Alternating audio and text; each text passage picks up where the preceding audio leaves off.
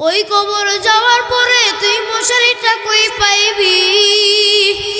একবার কি চিন্তা করিয়া দেখছো ও বাবাজিরা? ওই জাহান্নামের আগুন তুমি কেমনে সহ্য করবা? ওই হাসরের ময়দানটা এত কঠিন হবে। দুনিয়াতে আদালত বসাইলে 1 থেকে 1 মাস লাগে একটা লোকের বিচার করতে, কিন্তু ওই হাসরের ময়দানে আমার আল্লাহ ডাক দিয়া কয়, কোটি কোটি কোটি কোটি মানুষ, আমি আল্লাহ এত এত মানুষের বিচার সকাল থেকে দুপুরের ভিতরে আমি আল্লাহ সব মানুষের বিচার করে ফেলাবো। ও দুনিয়ার মানুষ, আজকে তুই দুনিয়ার কোর্টের দিকে তাকায়া দেখ, আদালতের দিকে তাকায়া দেখ, ওই আদালতের ভিতরে তাকায়া দেখ, একটা লোকের বিচার করতে 1 থেকে 1 মাস পর্যন্ত সময় লাগে, কিন্তু আমার মালিক ওই হাসরের ময়দানে এমন কঠিন মুসিবতের দিন, ওই হাসরের ময়দানে সন্তান তার বাবাকে চিনবে না, বাবা তার সন্তানকে চিনবে না, স্বামী তার স্ত্রীকে চিনবে না, বিবি তার স্বামীকে চিনবে না। বিবি ওই হাসরের ময়দানে ডাকতে বলবো, স্বামী একটা নেকির কারণে জান্নাতে যেতে পারি না, ও স্বামী তুমি আমাকে একটা নেকি দাও, আমি যেন এই নেকির কারণে আমি যেন জান্নাতে যেতে পারি। এবার ওই স্বামী ডাক দিয়ে বলবে, ওরে বিবি শুনিয়া নাও, শুনিয়া নাও, তুমি কে? আমি তোমাকে চিনি না, কারণ দুনিয়াতে তো আমি বিবাহই করি না। ও বাবা, ও বৃদ্ধ আম্মা জানেরা, ও ভাই বোনেরা শুনিয়া নাও, মনোযোগ দিয়ে শুনিয়া নাও, ওই হাসরের ময়দানে কেউ কাউকে চিনবে না।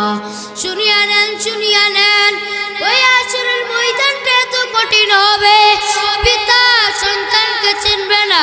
প্রত্যেকটা লোকের মুখে ইয়া নফসি, ইয়া নফসি, ও আসমানের মালিক আপনি আমাদেরকে বাঁচান।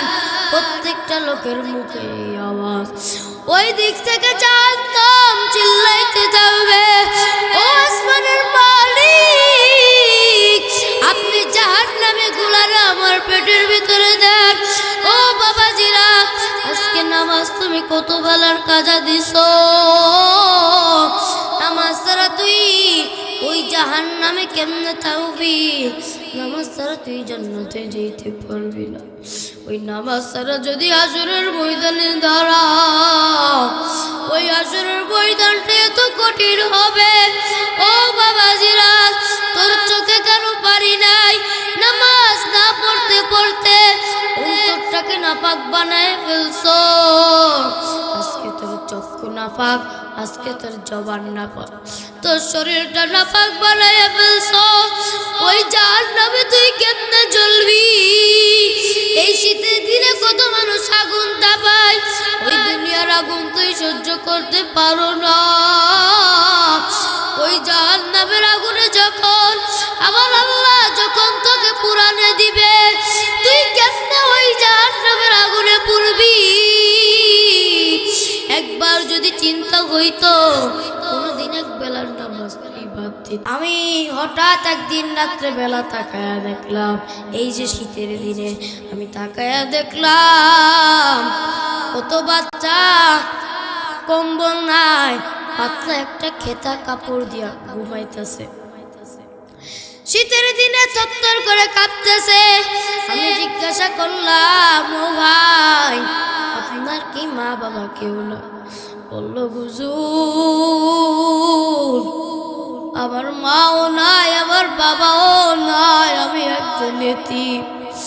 ও মা, কুরবানির সময় তাকায়া দেখবা, ও বাবা কুরবানির সময় তাকায়া দেখবা, রোজার ঈদের দিনে তাকায়া দেখবা, যেদিন মাদ্রাসা বন্ধ দেয় সেদিন মাদ্রাসার পাড়ায় এসে দেখবা, দেখবা যার একটা মা নাই,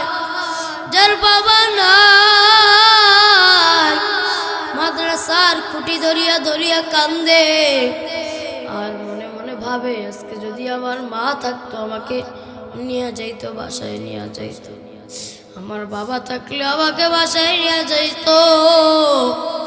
আমি একদিন এই যে আগের বার কুরবানির ঈদ গেল, আমি ওই কুরবানির ঈদে মাদ্রাসা যখন ছুটি দিল, আমি রুমে থেকে বাইরে আসিয়া দেখলাম প্রত্যেকটা সন্তান বাসায় চলিয়া গেছে। ছোট্ট একটা বাচ্চা 4 বছর বয়স মাদ্রাসার বারান্দার পার বসে রয়েছে। আমি সন্তানটাকে জিজ্ঞাসা করলাম, ও ভাই তুমি কি বাসায় যাইবা না, তোমার কি বাসা নাই? ওই বাচ্চাটা কাঁদতে কাঁদতে কই, ভাই আবার যদি মা বেঁচে থাকতো আমি তো এখানে থাকতাম না। আমার বাবা বেঁচে নাই, আমার মাও নাই, আমি এতিম, আমার আজকে কেউ নাই। ও মা, ও বাবাজিরা, ও বাবাজিরা, ও পদ্মার আলানের আম্মা জানেরা, আপনাদেরও কাদের মা নাই, বাবা নাই?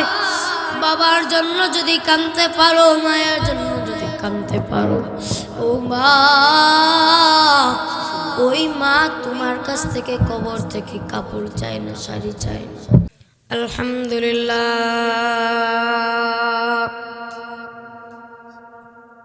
আলহামদুলিল্লাহ নাহমাদুহু ওয়া নুসাল্লি আলা রাসূলিল কারীম। আম্মা বা'দ, ফাআউযু বিল্লাহি মিনাশ শাইতানির রাজীম। বিসমিল্লাহির রাহমানির রাহিম।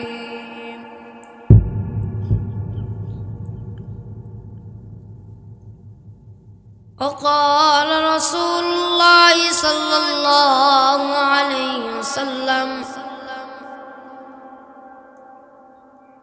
أول ما يحاسب به العبد يوم القيامة الصلاة. وقال رسول الله صلى الله عليه وسلم مفتاح الجنة الصلاة. وقال رسول الله صلى الله عليه وسلم আল্লাহ পাক রব্বুল আলামিন কুরআনের ভিতরে তেলাওয়াত করেন, ও আমার বান্দা বান্দিরা শুনিয়া নাও। আমার আল্লাহ পাক রব্বুল আলামিন কুরআনের ভিতরে তেলাওয়াত করছেন, লা ইন শাকারতুম লাযীদান্নাকুম ওয়া লা ইন কাফারতুম ইন্না আযাবি লাশাদীদ। ইয়া মা'শারাল জিন্নি ওয়াল ইনসি ইন ইসতাতা'তুম আন তা'ফুযু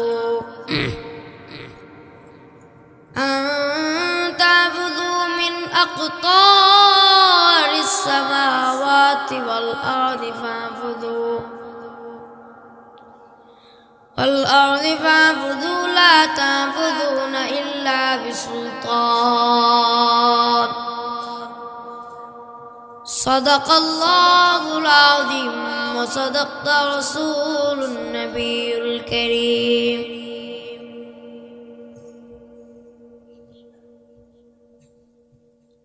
আল্লাহ পাক রব্বুল আলামিন বলেন, বান্দা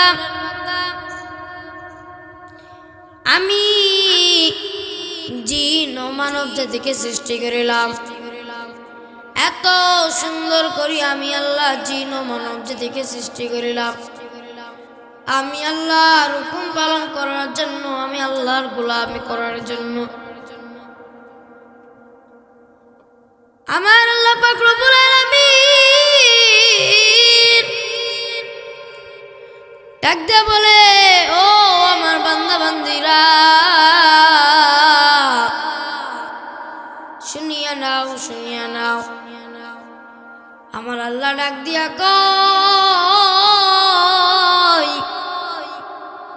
মিফতাহুল জান্নাতিস সালাহ, নামাজ হলো বেহেশতের চাবি।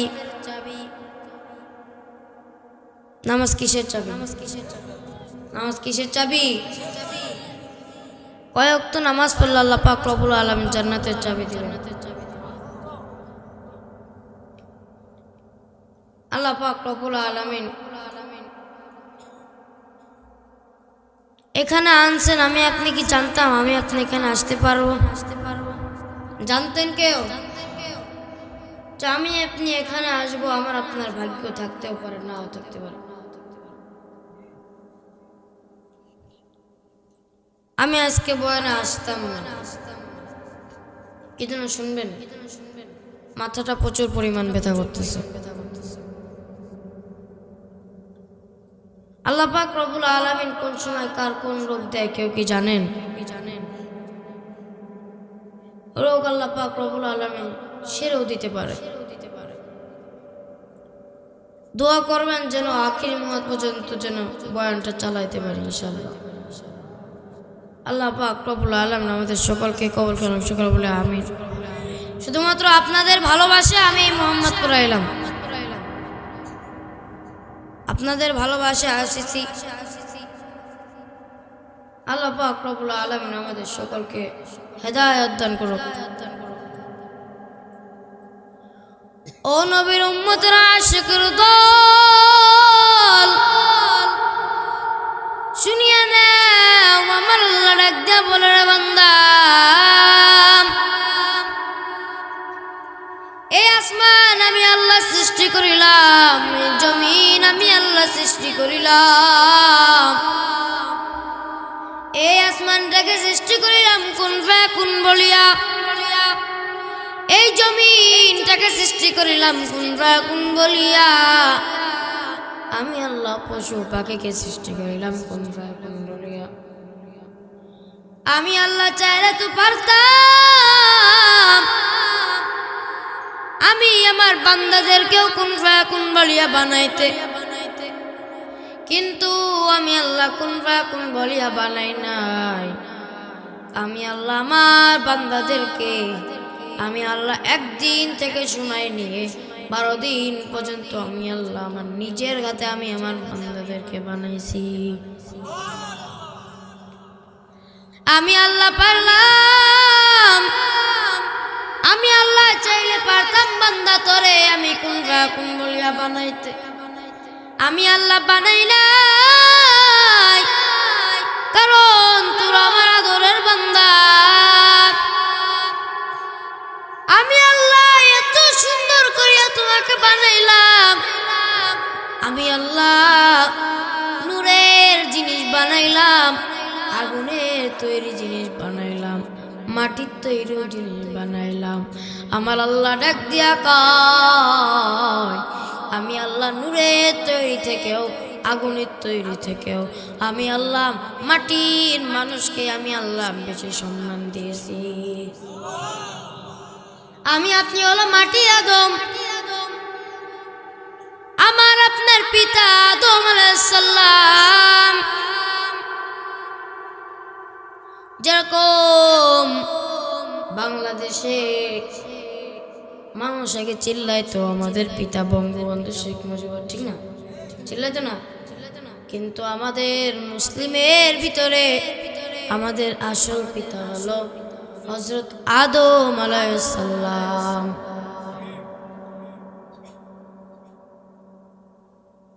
আদম হলো আমার আপনার পিতা।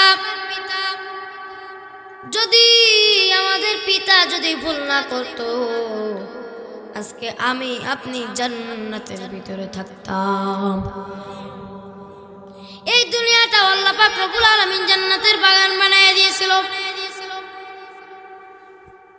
জান্নাতের বাগান বানায় দেওয়ার পরে মানুষ এত গুনার কারণে আমার আল্লাহ পাক রব্বুল আলামিন গুনার কারণে আমার আল্লাহ পাক রব্বুল আলামিন এই দুনিয়াটা জাহান্নামে বানায় দিয়েছে। আগে মক্কার মাঝে যে কালো পাথরটা, ওটা হলো জান্নাতের থেকে পাথরটা আনা। ওই পাথরটা এত পরিমাণ সাদা ছিল, এত এত সাদা ছিল, আমি আপনি গুনাহ করতে করতে আপনার কলবটাও যেরকম কালা হয়, ওই কালার মতন ওই কাবার মাঝখানে যে পাথরটা, আমার আপনার অন্তরের মতন কালা তার পাথরটা হয়ে গিয়েছে। শুধুমাত্র গুনার কারণে। গুনাহ যদি না করতাম ওই পাথরটা সাদাই থাকতো, গুনাহ করছি এই জন্যই ওই পাথরটা কালা হয়ে গিয়েছে। আল্লাহ পাক রব্বুল আলামিন বলে, আমার বান্দারা যত গুনাহ করবে ওই পাথরটা ততই কালা হইতে থাকবে। আজকে আমার আপনার নামাজ পড়তে মন চায় না। নামাজ ছাড়া তুই কেমনে কবরে যাইবি? ওই কবর কারোর জন্য হবে জান্নাতের বাগান, আবার কারোর জন্য হবে জাহান্নামের গর্ত। আমার মালিক ডাক দিয়া কয়, ও আমার আল্লাহর বান্দা বান্দিরা শুনিয়া নাও, ও পদ্মার আলার আম্মা জানেরা শুনিয়া নেন, মনোযোগ দিয়ে শুনিয়া নেন। ওই কবরটা কারোর জন্য হবে জান্নাতের বাগান, আবার কারোর জন্য হবে জাহান্নামের গর্ত। আদর্শবান সন্তান যদি বানায় তুইতে পারো, সুন্দর করে সন্তান যদি তুমি করতে পারো, তুমি মরার পরও শান্তি পাইবা। তুমি দুনিয়াতেও যেই শান্তি পাইবা, মরার পরে আখিরাতে গিয়েও তুমি সেই শান্তিটা পাইবা। একজন হাফেজের মা হওয়া কত বড় ভাগ্যের ব্যাপার। ও আম্মা জানেরা, সন্তানকে স্কুলে না পড়ায় মাদ্রাসায় দেন। আপনার সন্তান স্কুলে পড়বে, বড় হবে, যদি সন্তানের মতন সন্তান যদি বানাইতে পারেন, স্কুলে পড়ার সমস্যা নাই। আর যদি মাদ্রাসায় পড়ায় যদি আপনার সন্তানকে বড় বানান, আপনি দুনিয়াতেও যেই শান্তি পাইবেন, আমার আল্লাহ মরার পরে ওই হাফেজ ওয়ালা সন্তানের জন্য আপনার মরার পরে আমার আল্লাহ শান্তি দিয়ে দিবে।